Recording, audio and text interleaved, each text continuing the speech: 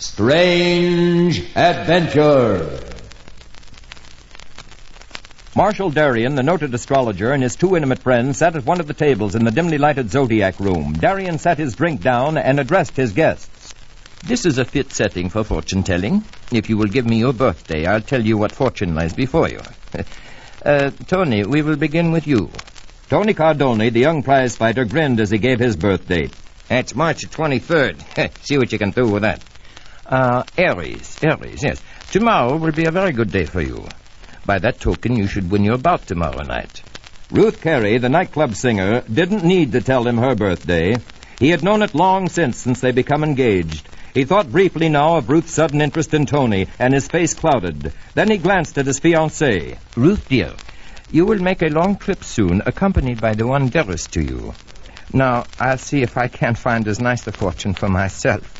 Then there came to him a certain plan, a cruel, diabolical plan for getting rid of his rival. Suddenly he leaned forward, clutching at the napkin. My horoscope. It says I will die tonight. I have forecast my own death. He seemed about to faint. Tony handed him a drink. Oh, thank you. I'll be all right now.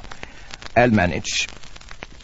Tony, please come to my place tonight about midnight. I have something very important to tell you.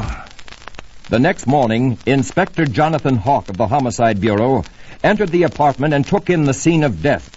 He lifted Marshal Darien's head from the blood-stained page of the volume of astrological tables. He studied the bullet wound in the right temple of the dead man, then picked up the book and examined it thoughtfully. He closed it slowly, noting the great blood stain on the leather cover. The last two persons to see the astrologer alive had been summoned to the scene and had told their stories. Ruth Carey had not left her home since she had told her fiancé good night. Hawks then spoke to Tony Cardoni. Tony, you had an appointment with Darien last night, didn't you? Yes, Inspector. When I rang his bell, there was no answer, so I tried the door and I found it unlocked, so I came into the living room here. Marshal was sitting over there at his desk staring at the book that he had open in front of him. And he seemed scared when he saw me. I tried to calm him down, but he suddenly reached in that drawer there, took out his automatic. Before I could stop him, he shot himself and fell over onto the open book. Thank you, Cardoni. Thank you for helping me solve the case. I'm holding you for the murder of Marshal Darien. Cardoni struggled in the arms of the two police officers. Inspector Hawk explained a point to his prisoner. You see, Cardoni, you told me the book of tables was open when you entered the room and when Darien shot himself. If this had been so, there would have been no blood on the cover. Yet there was a big stain on it.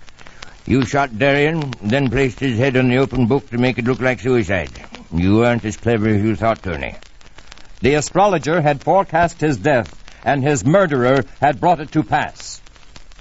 This is Pat McGeehan saying goodbye from my writer Charles Crowder and inviting you to listen again to another tale of Strange Adventure.